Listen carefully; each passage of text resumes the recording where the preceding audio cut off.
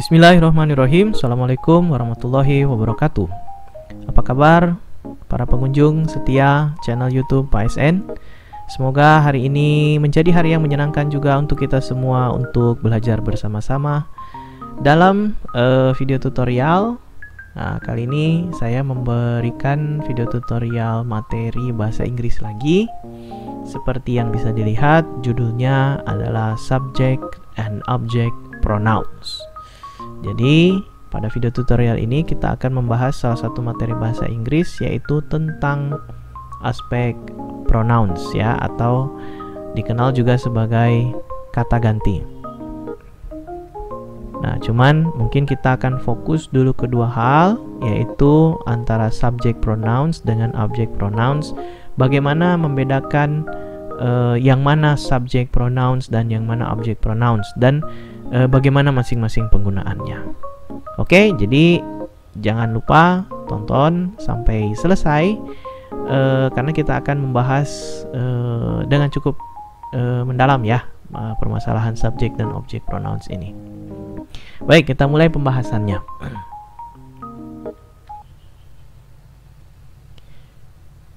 Nah, tadi kita katakan bahwa kita akan membahas tentang yang namanya pronouns. Ya, seperti pernah saya jelaskan bahwa pronouns ini kalau di bahasa Indonesia kita menggunakan istilah pronomina. Kalau di tata bahasa Indonesia ya dikenal istilah pronomina, namun artinya kurang lebih sama, yaitu kata ganti.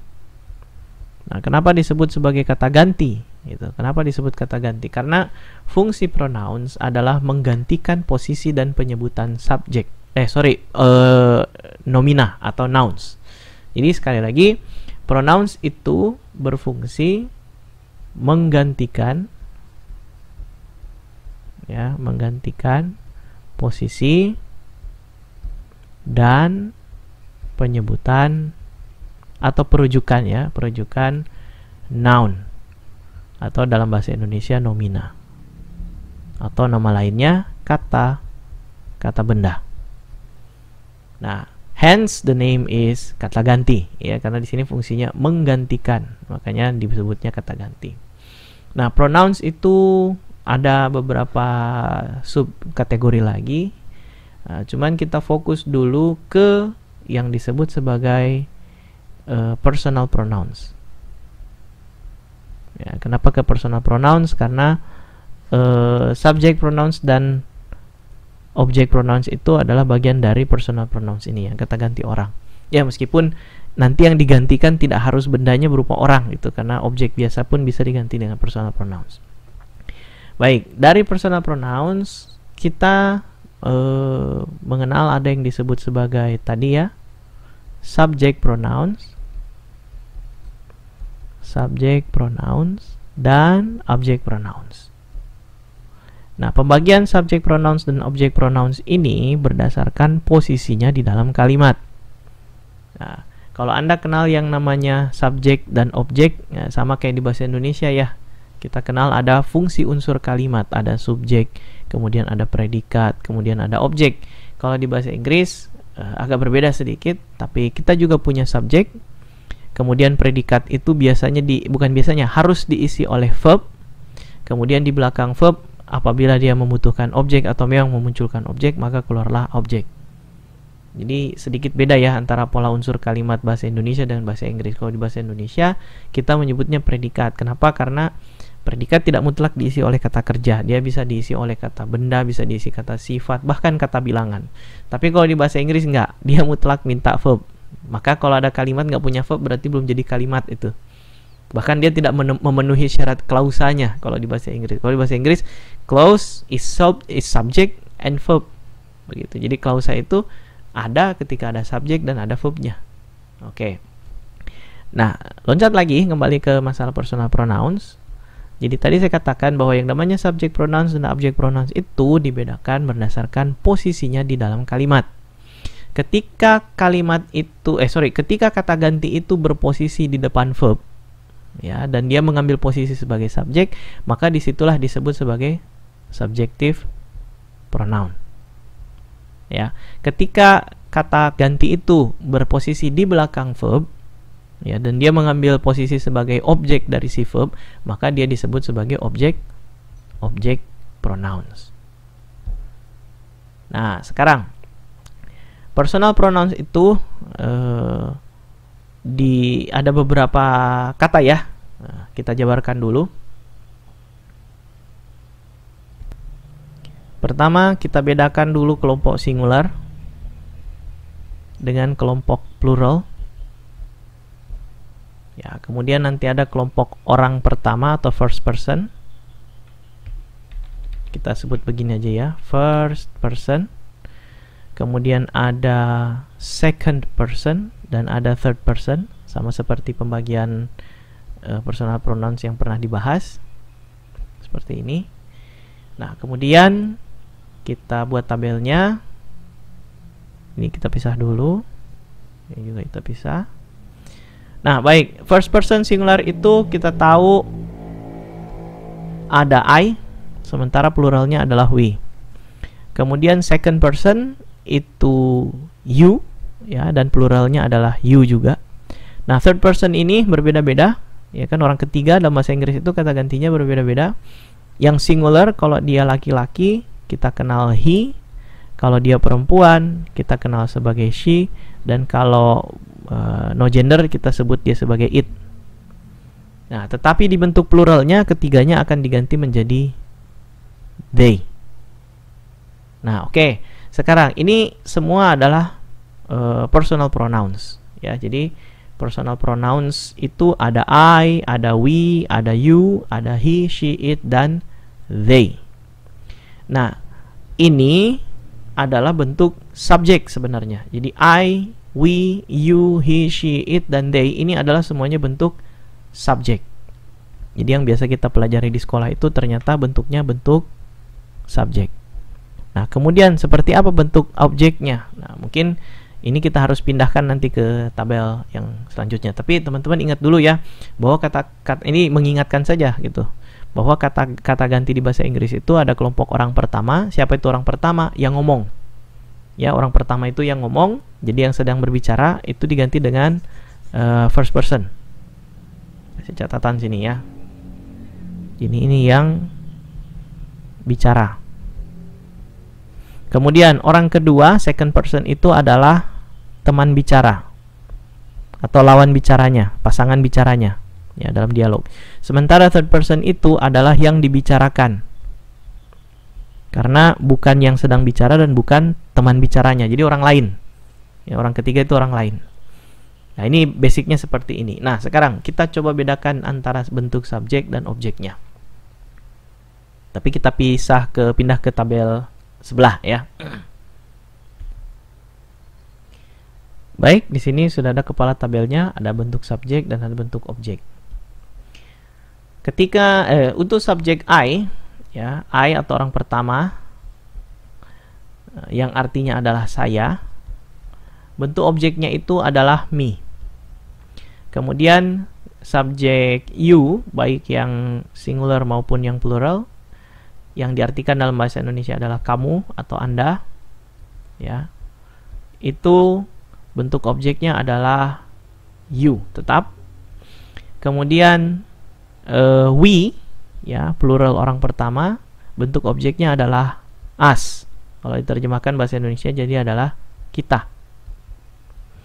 Kemudian he, ya, orang ketiga tunggal laki-laki, di bentuk objeknya him. Kemudian kalau diterjemahkan ke bahasa Indonesia adalah dia, ya, dalam pengertian dianya adalah laki-laki. Kemudian subjek she, orang ketiga tunggal singular perempuan, bentuk objeknya adalah her.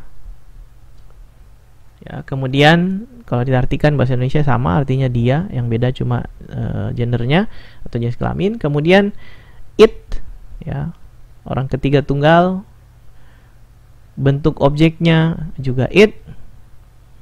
Kemudian kalau di bahasa Inggris, bahasa Indonesia diterjemahkan sebagai dia, benda, ya, biasanya it itu. Kemudian they, orang ketiga jamak, kalau diartikan ke bahasa Indonesia adalah mereka, itu bentuk objeknya adalah them. Ya, jadi pembagiannya seperti ini. Nah, teman-teman hati-hati. Ya, hati-hatinya dengan apa? Hati-hati dengan yang namanya possessive.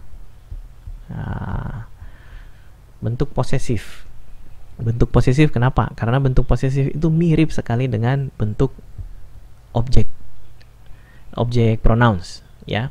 Terutama posesif adjektif, kata sifat yang menandakan pemilikan sesuatu. Contoh, subjek I yang objeknya me, ya, yang artinya adalah saya, posesif adjektifnya itu adalah my. Oke, kemudian you, di objeknya itu you, posesifnya adalah your. Kemudian subjek we yang objeknya adalah us, di posesif objektifnya adalah our. Kemudian subjek he yang objektifnya adalah him, posesif adjektifnya adalah his. Itu mirip sekali ya, hanya beda satu huruf. Perhatikan di sini pakainya m, kalau yang ini pakainya s. Kemudian she, ya, yang objektif pronounnya adalah her, posesif adjektifnya adalah her. Nah, ini yang gawat nih. Karena sama persis ternyata bentuknya ya. Makanya saya katakan hati-hati. It, ya, yang subjek it yang objeknya it, sama posesif objektifnya adalah its tanpa apostrof. Jadi its langsung ya, tanpa apostrof. Karena kalau pakai apostrof misalnya ditulis seperti ini namanya bukan posesif adjektif ini. Ini adalah kontraksi atau singkatan dari it dan is. Jadi it is, ya, dia pakai apostrof. Nah, tapi kita nggak ngomongin yang ini. Ini bukan yang ini. Kita ngomongin yang it's yang nggak pakai apostrof. Itu posesif adjektif. Adjektif atau kata sifat yang menandakan kepemilikan. Kemudian they yang objek pronounsnya adalah them, posesif adjektifnya adalah their. Ya, ini bacanya their. Jadi my, your, my, ya, yang pakai y itu adalah posesif. Sementara me yang pakai i itu adalah objek pronouns. Itu beda kelas kata ya teman-teman. Yang satu ini adjektif loh, kata sifat itu. Kalau yang ini pronouns, kata ganti. Itu udah beda kelompok, beda kata sifat dan memang beda penggunaan. Kemudian you jadi your kalau posesif, we jadi our, he jadi his, she jadi her, it jadi its, dan they jadi their. Ketika muncul kata-kata seperti ini, di belakangnya itu akan ketemu dengan noun atau kata benda. Karena dia adalah adjektif, kata sifat, dan kata sifat itu naturally atau secara alamiah biasanya bergandengan, ya, atau bersama-sama muncul dengan kata benda. Ya, saya cuma mau mengingatkan, pokoknya hati-hati. Ya, jangan sampai ketemu soal yang ternyata ada pilihan, ada me, ada my, bingung. Padahal ya lihat aja konteksnya. Kalau memang di situ Anda harus mengisi kata ganti, ya pakai kata ganti gitu, jangan pakai posesif. Ya.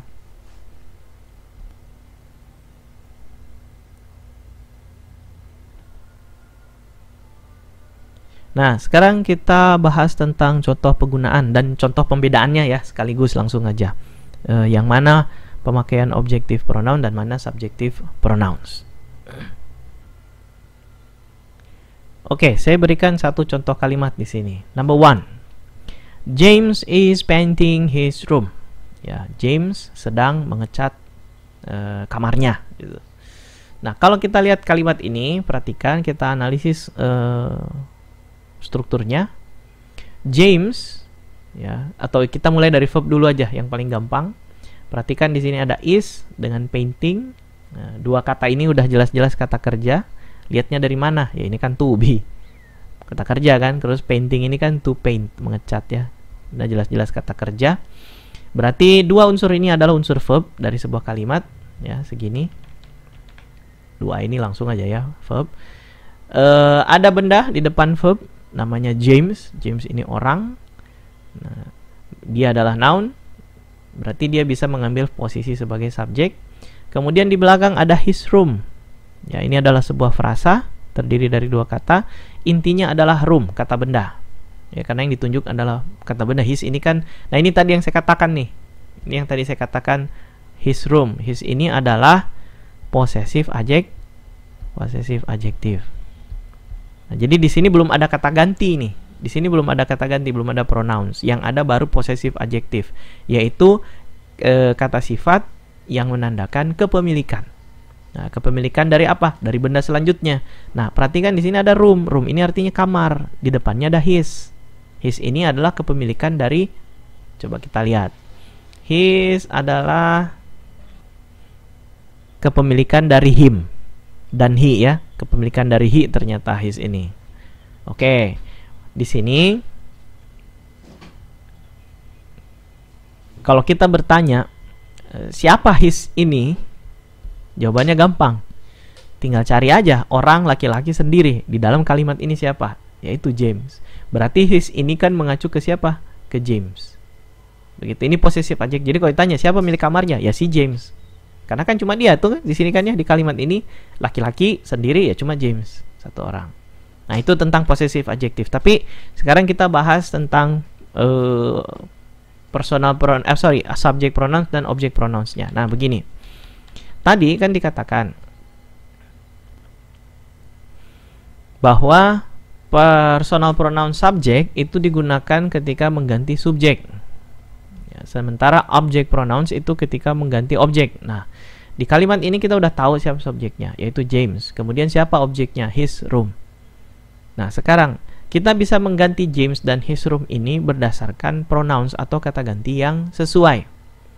James adalah benda, proper noun ya, kata benda, nama, dan nama James itu biasanya mengacu kepada seorang laki-laki. Nah, James itu nama satu orang. Berarti dia adalah third person singular. Ya kan, third person singular ya, bukan plural. Nah, third person singular itu siapa? Kalau kita lihat tabel, third person singular adalah he. Ya, third singular he, laki-laki. Jadi kalau kita kembali ke sini, James ini bisa kita ganti dengan kata he. Ya, kemudian his room. His room ini adalah benda, karena kan intinya yang roomnya ya, roomnya benda. Nah, dia tentu bukan orang yang sedang ngomong, dan dia juga bukan yang diajak ngomong. Ruangan nggak mungkin diajak ngomong. Tentunya dia adalah benda yang dibicarakan. Berarti dia bisa diganti dengan kata ganti pengganti benda itu. Siapa? It. Nah, sekarang perhatikan bentuknya. He, ya, he itu bentuk subjek. Ya, betul. Berarti bentuknya sudah betul. Sementara his room ini adalah posisi objek. Apakah betul it bisa berada di posisi objek? Kita lihat posisi objek ada it. Oke, betul. Berarti kalimatnya sudah aman. Nah, sekarang kita kasih contoh kedua yang bisa membedakan yang mana objek pronouns yang lebih jelas ya, kayak gini. Nah, saya punya kalimat kedua. Bunyinya James called Anissa last night. Nah, coba kita kaji dulu strukturnya. James ini bisa menjadi subjek. Called ini berasal dari to call ya, menelepon atau memanggil. Berarti dia verb. Anissa, nama orang, di belakang kata benda, di belakang kata kerja, berarti dia bisa menjadi objek. Kemudian last night ini adalah keterangan waktu ya, adverb of time. Nah, sekarang kita punya dua orang yang menduduki posisi masing-masing ya, satu di posisi subjek dan orang juga di posisi objek. Nah, sekarang kalau misalnya kita ganti orang-orang ini dengan kata ganti atau kata pakai pronouns, James sama seperti di atas, dia bisa mengganti sebagai he. Sementara Anissa, orang ketiga, dia perempuan ya, dia perempuan, ini laki-laki, ini perempuan, semestinya bisa diganti dengan she. Nah, tapi perhatikan, dia berada di posisi objek. Nah, sekarang let's check the table. Mari kita cek tabelnya. Ketika orang ketiga perempuan itu menduduki posisi subjek, betul, dia bisa diganti oleh she, ya. Tapi ketika dia menduduki posisi sebagai objek, dia nggak boleh pakai bentuk she, tapi dia pakai bentuk her. Maka dari itu, kalimat ini ya, si kalimat kedua ini tidak boleh, Anissa di kalimat kedua ini tidak boleh mengambil bentuk she, tapi dia harus pakai bentuk her. Dengan kata lain, ketika kalimat ini kita ubah, ya, pakai kata ganti, kalimatnya nanti akan menjadi seperti ini. James kita ganti jadi he, Anissa kita ganti menjadi her. Seperti itu. Kalau ada orang yang mau memaksakan, oh, enggak, ini harusnya pakainya she di sini. Oh, justru dia yang keliru. He called she, nggak bisa. Ya, dia harus jadi pakai he called her. Nah, sekarang kalau misalnya kalimat ini kita tukar posisinya antara James dengan Anissa, ya. Kita bikin kalimat ketiga di sini. James called Anissa. Kita tukar sekarang. Anissa yang menelpon. Anissa called James last night. Nah, prosedurnya sama, tinggal kita ganti aja dulu. Anissa, orang ketiga tunggal perempuan ya, bisa kita ganti dengan pakai ini. Anissa bisa ini subjek, called juga masih verb, James ini jadi objek, dan Anissa sekarang bisa diganti langsung menjadi she karena dia posisinya sudah subjek. Tapi James tidak boleh mengambil bentuk he. Nggak boleh, kenapa? Karena dia dalam posisi objek. Artinya James harus diganti dengan objek pronouns dari he. Siapa? Him. Gitu. Jadi di sini kita nggak boleh pakai he, dia harus pakai him. Artinya kalau nanti diganti kalimatnya jadi gimana? She called him last night. Seperti itu. Jadi dibalik ya. Ya, mungkin begitu tentang kata ganti antara subjektif dengan objektif. Jadi tolong jangan bingung. Ya, tinggal dihafalkan aja tabelnya ya. I itu subjek, objeknya me. You sama we, objeknya adalah us. He, objeknya adalah him. She, objeknya adalah her. It, objeknya adalah sama it. They jadi them. Seperti itu. Oh ya, sedikit tambahan. Saya pernah dapat pertanyaan dari mahasiswa. Pak, yang benar yang mana sih sebenarnya? You and I atau you and me?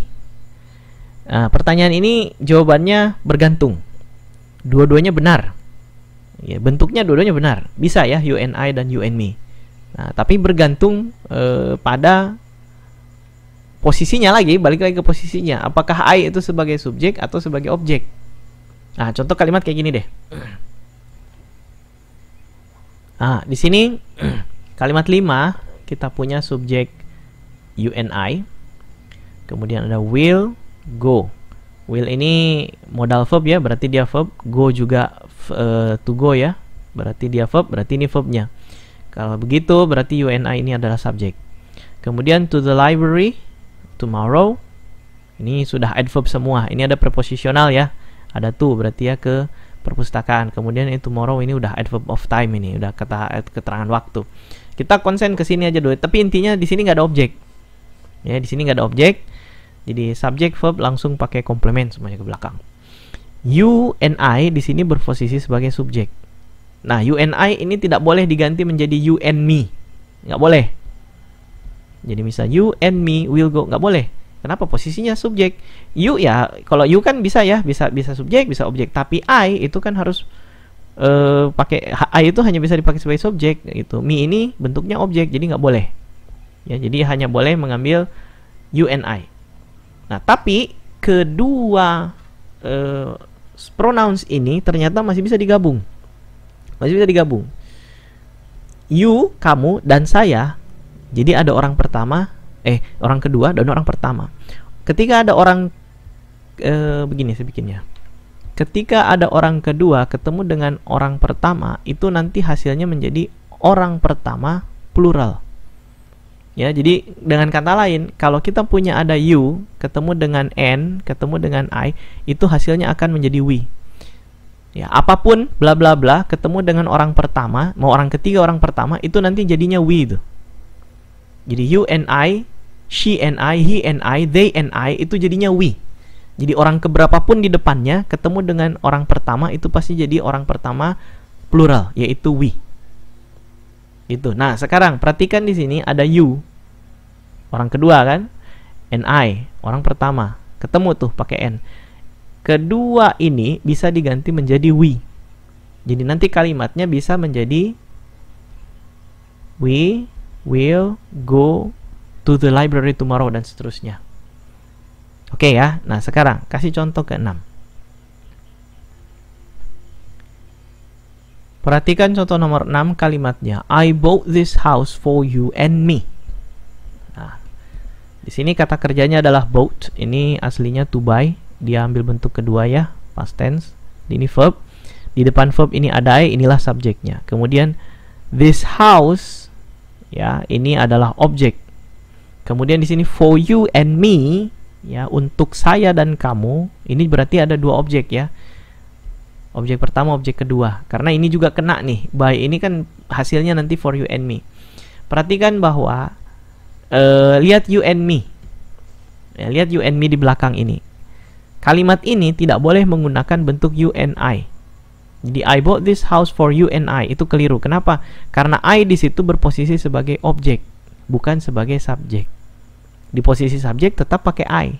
Saya yang membeli rumah ini untuk kamu dan saya. Tapi saya yang keduanya itu ya, untuk kamu dan saya, itu bukan sebagai subjek tetapi sebagai objek. Maka dia nggak boleh mengambil bentuk I ya, dia nggak boleh mengambil bentuk I, dia harus mengambil bentuk me. Seperti itu. Jadi sekali lagi perhatikan di mana posisinya pronouns itu diletakkan. Apakah dia sebagai subjek atau dia sebagai objek. Baru sesuaikan sesuai dengan tabel yang tadi saya gambarkan yang ini. Oke, jadi mungkin cukup itu aja untuk pembedaan dan penggunaan subjek dan objek pronouns. Mudah-mudahan nanti kita ketemu lagi di video yang lain. Terima kasih buat yang sudah menonton. Jangan lupa subscribe untuk mendapatkan video tutorial yang lain ketika saya upload ya. Oh ya, klik juga like ya kalau misalnya videonya bagus.